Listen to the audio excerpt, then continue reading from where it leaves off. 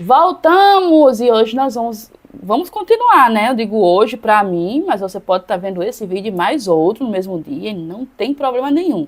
Contanto que você consiga estudar, tirar suas dúvidas com os professores, que consiga realmente passar de um vídeo para o outro de forma que você realmente tenha entendido a situação. Então nós vamos hoje nesse momento, né? Eu não sei se você está estudando de manhã, tarde, noite. Eu não sei se você está em novembro, dezembro, janeiro, fevereiro, porque esses dias vão ficar gravados para os próximos concursos da sua vida, tá bom? Nós vamos falar de oxigenoterapia, aí um fator super importante, cai muito nos concursos públicos, é dominante, e nós vamos estudar também em outras situações aí, como APH, urgência e emergência, a oxigenoterapia, ela está envolvida em todas elas. Por isso, nós vamos começar entendendo o que é a oxigenoterapia. Combinado? Então vamos lá? Para quem não me conhece, quem está chegando agora, eu sou Francine Robias, eu sou enfermeira e eu estou aqui hoje para tentar salvar você desse seu medo do concurso. Não tenha medo não, tá? Você vai conseguir, você está aqui para brilhar, para brilhantar mais a vida aí dos profissionais como um profissional concursado, se Deus quiser, tá bom? Então vamos para o conceito, tá? Quando se fala de oxigenoterapia, eu estou falando de oxigênio, tá? É um recurso terapêutico. Eu tenho oxigênio, eu consigo respirar, você consegue respirar, beleza, mas tem pessoas que não precisam, então elas precisam de um recurso, tá? Então, desde 1920, a gente já está com essa introdução terapêutica aí, e ela precisa ter indicações, eu preciso entender quais são as dosagens, quem é a equipe multiprofissional que usa, né, que faz efeito, como fisioterapeutas, médicos, enfermeiros, né, técnicos de enfermagem, quais são os efeitos, sistemas de administração, é importante eu entender isso, tá bom? E entender que é uma administração de oxigênio com uma concentração superior, né, a encontrada na atmosfera, para que eu consiga aí corrigir uma deficiência do meu paciente, como por exemplo uma hipóxia. Tá bom? Então, tem pacientes que têm complicações clínicas agudas e crônicas que vão precisar passar aí pelo tratamento de oxigenoterapia, tá bom? Então, eu posso sim tratar do paciente de forma aguda e de uso prolongado. O que significa isso? Significa dizer que um paciente pode fazer uso de uma oxigenoterapia ali por um momento, uma centralização, ele vai fazer uma cirurgia, como por exemplo no meu parto cesariano, eu fiquei muito ansiosa e tudo mais, e ali foi introduzido um catéter nasal para que eu conseguisse respirar de maneira confortável. E nem por isso eu estava com insuficiência respiratória, tá?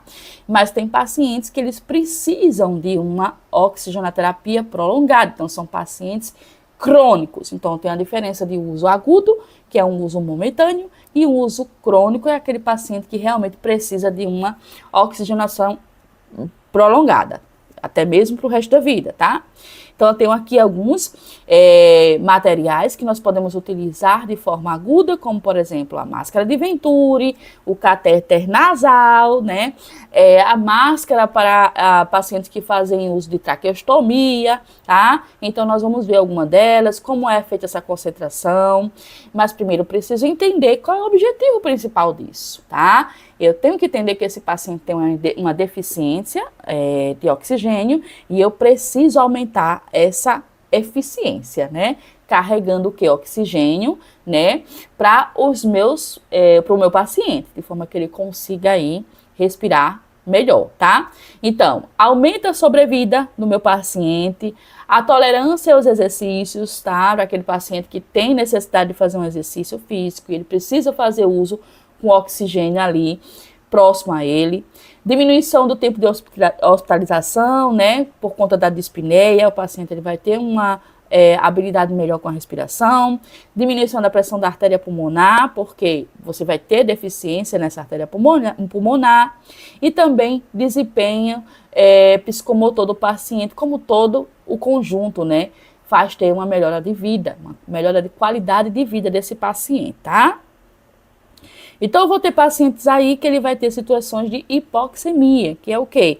Uma saturação baixa, né? Então, o paciente está ali em repouso e ele chega a saturar ali 90%. Então, esse paciente, ele está 90%, 88% ali, ele está numa situação de envolvimento de hipóxia, ele tem ali uma deficiência respiratória, que comumente nós vamos observar através dos nossos sinais vitais. Então, aqui é um sinal clínico, ele não entra ali em sinais vitais, é uma forma clínica de avaliarmos, né? Então, esse paciente, ele pode ter algumas situações, por exemplo, durante o exercício, durante o sono, paciente que tem apneia do sono, né? Pacientes com esses problemas na situação de sono, eles podem ser também cardiopatas, pneumopatas, e esses pacientes terem deficiência, ter alguma situação de hipoxemia. E aí, nós vamos ter que indicar ali uma situação para esse paciente, tá?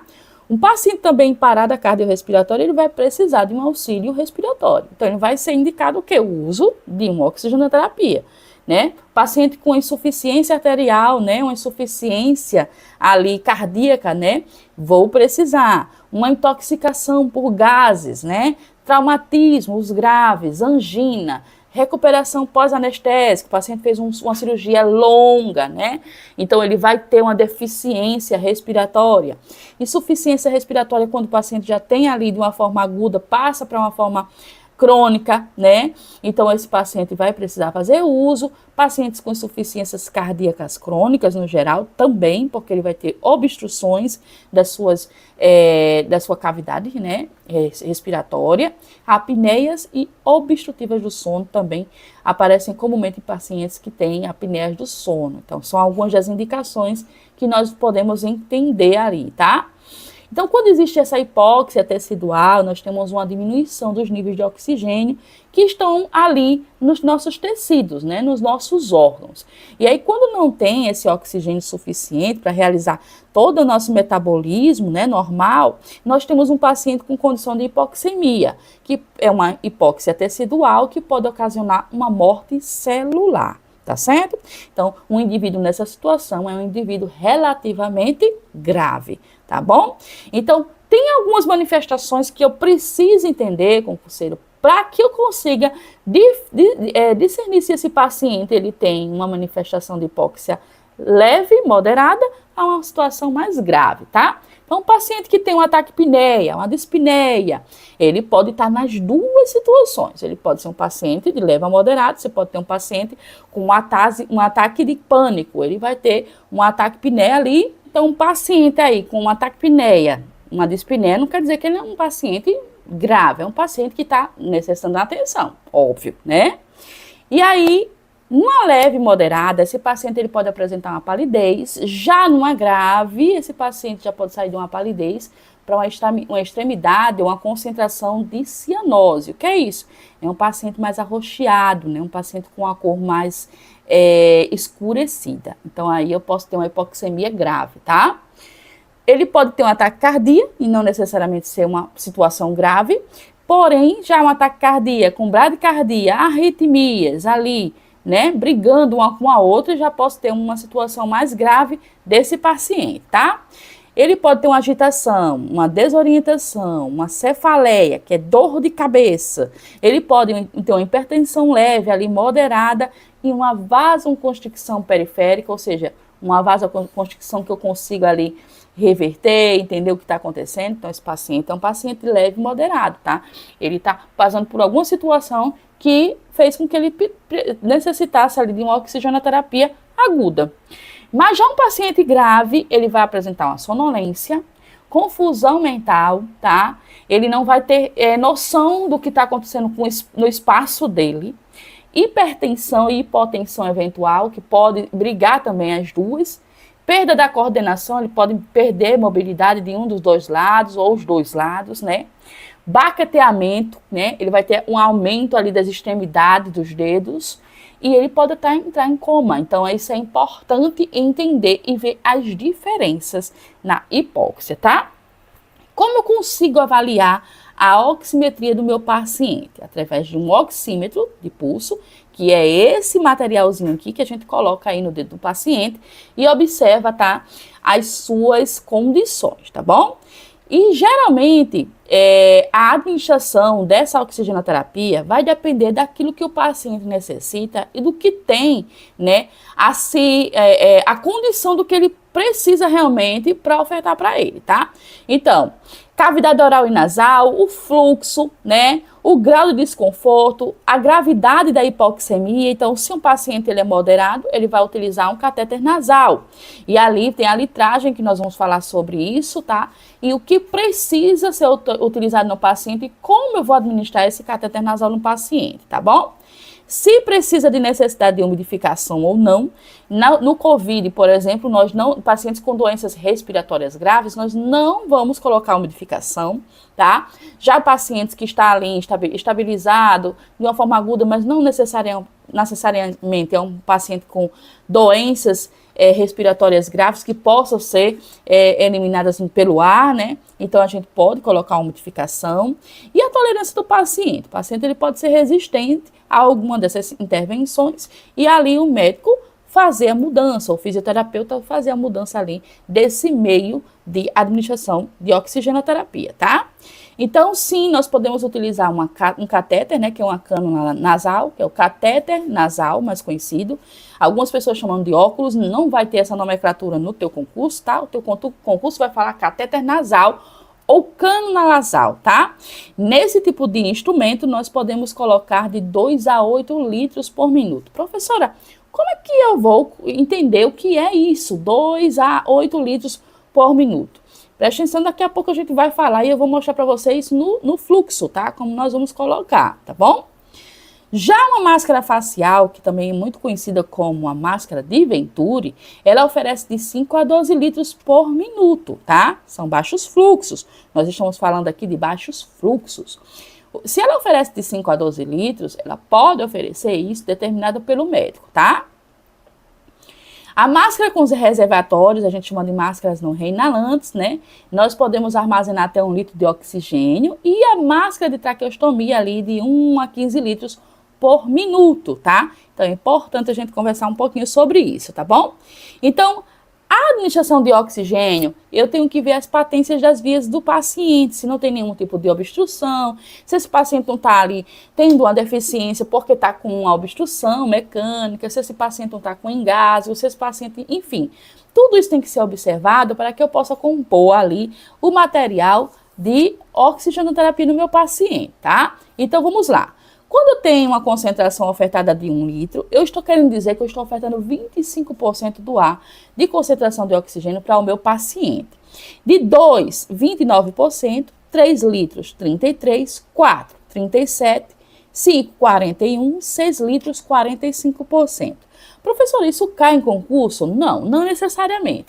Mas é importante você entender essa nomenclatura para que você entenda o quão necessário e o quão grave está o seu paciente, porque quando você recebe um paciente com 6 litros, significa que ele está recebendo uma concentração maior de oxigênio. Então, você vai ver lá no concurso público um caso clínico de um paciente que chegou para você com 8 litros, com 9 litros, de uma concentração de um fluxo de oxigênio, por exemplo, de uma máscara não reinalante. Então, esse paciente já está numa moderada grave, né? Então, é importante eu entender essas concentrações para que eu possa conceituar o atendimento ao meu paciente, tá?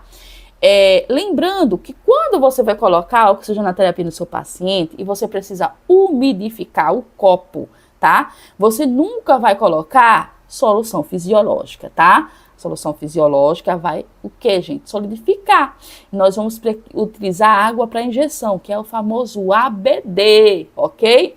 ABD. Isso já caiu em prova de concurso público e muita gente questionou, muita gente errou, mas você não vai errar. O umidificador, nós vamos colocar água de injeção, famoso ABD, ok? Não é ringue lactato, não é ringue simples, não é glicose, não é solução fisiológica, é água para injeção, diluentes, tá bom?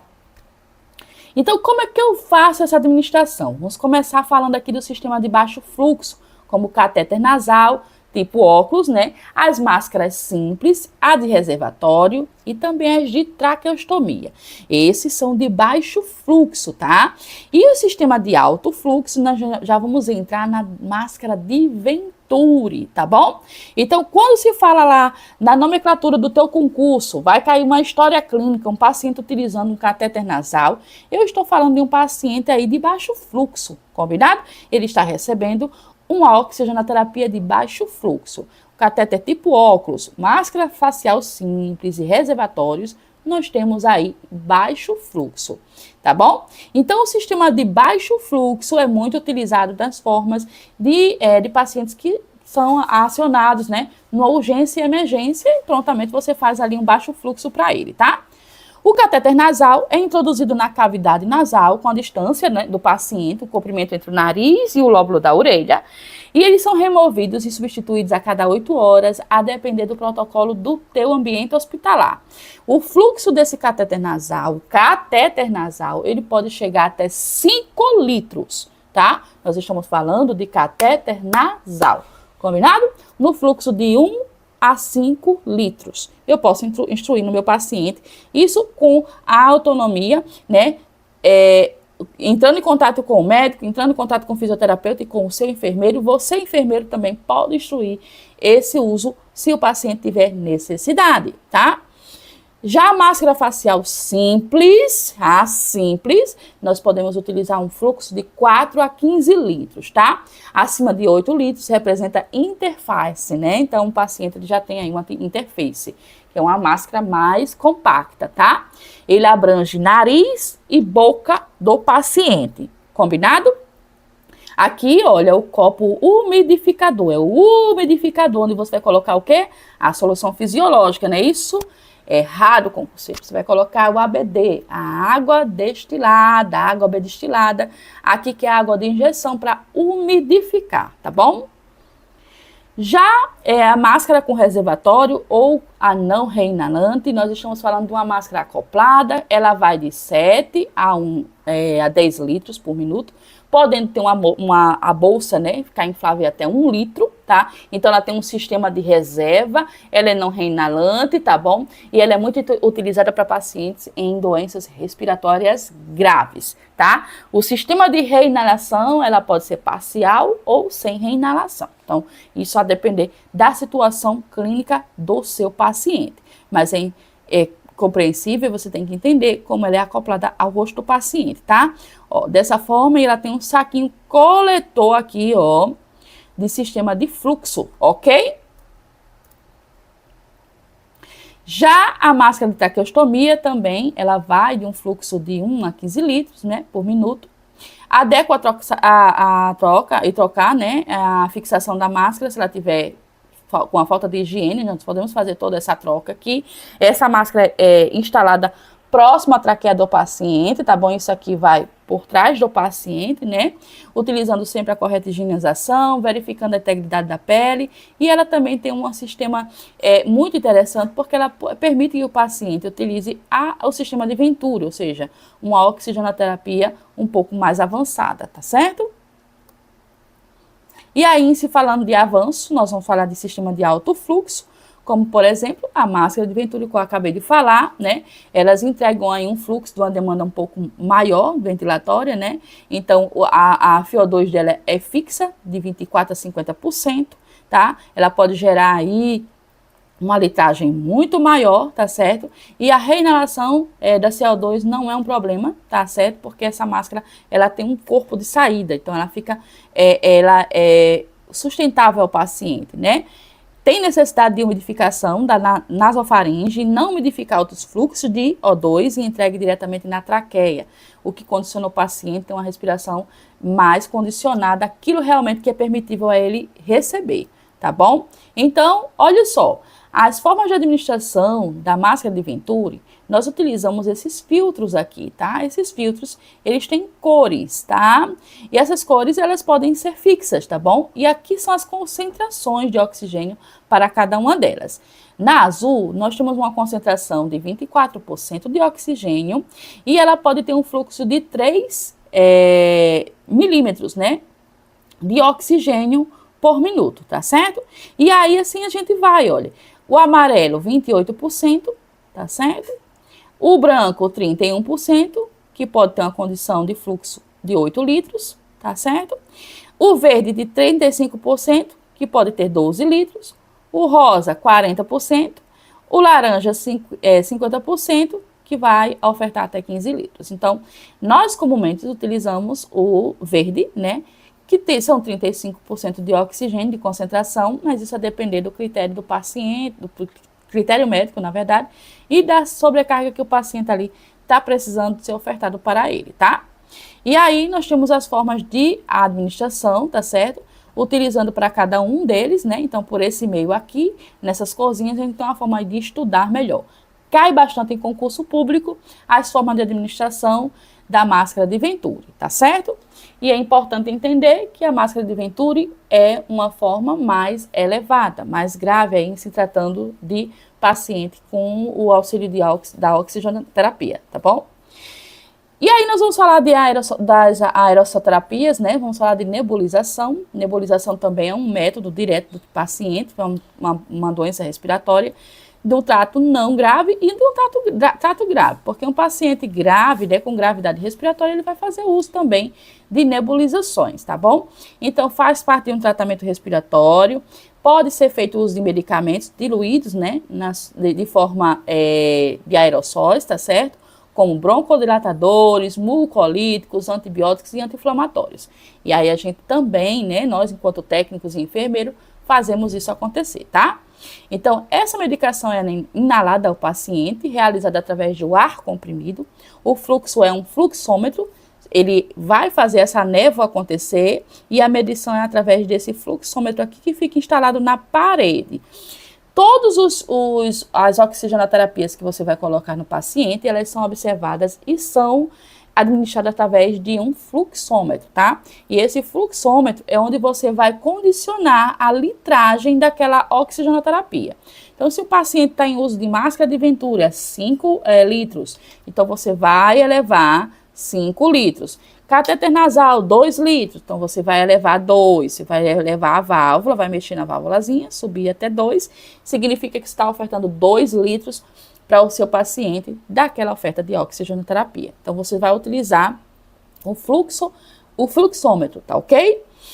E aí, é um sistema de nebulização, né, que a gente utiliza também nas máscaras de Venturi, máscara de TQT, pode ser instalado em comum, né, na mesma máscara. Nós vamos fazer um ramo respiratório que a gente usa uma conexão.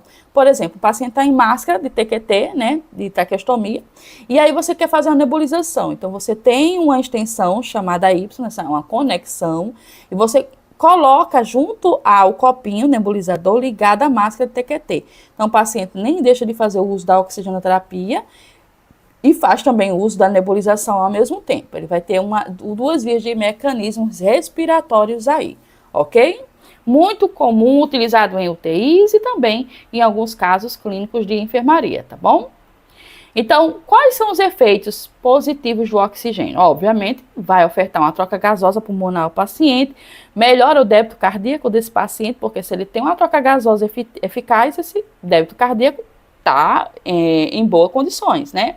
Diminui a pressão arterial pulmonar do paciente, diminui também a resistência arterial pulmonar do paciente e diminui o trabalho da musculatura cardíaca, facilitando com que esse paciente não tenha o quê? Problemas cardíacos, insuficiência cardíaca aí, condicionada por conta de uma situação respiratória, tá bom? Muito cuidado, né? Nunca exercer fogo, nada de fumo, fumantes próximos das unidades hospitalares é totalmente proibido, tá? Porque eu posso ter risco de combustão, tá? Porque eu tô falando ali de oxigênio, mais cigarro, então eu posso ter uma combustão. Sempre os equipamentos de oxigênio devem estar afastados de qualquer fonte de fogo, calor, faísca, e evitar rachaduras também, para que eles possam ter melhores condicionamentos. Porque o material, né, é utilizado na parede, então essa parede ela tem que não estar danificada, né, e com melhores condições ali para o uso da oxigenoterapia do meu paciente, tá? Sempre diariamente observar o paciente que faz uso de oxigênio, ele vai ter o quê? Ele vai ter umas medidas protetivas, porque ele pode ter irritação no local da sua pele. Então, observar o contato do catéter com a pele, utilizar sempre os protetores, uma gazezinha, né? Fazer rolinhos de algodão também, base, creme, os cuidados ali necessários junto à pele do paciente, que vai fazer isso aí durante uma longa data, né? Então, é importante eu entender essa fase aí do meu paciente, tá? Nós finalizamos a parte menos crítica do que nós vamos estudar no futuro, tá? Eu quero que vocês Coloquem isso aí na cabecinha de vocês, quais são os instrumentos de oxigenoterapia.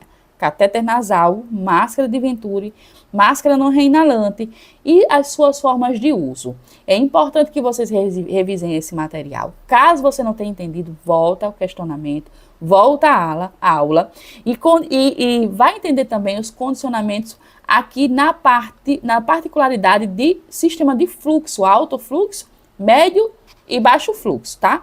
É importante vocês entenderem isso para as nossas próximas aulas, que nós vamos tratar de urgências e emergência. Então, aqui é uma repescagem aí do que você já viu em sala de aula, para que possamos compreender as próximas aulas.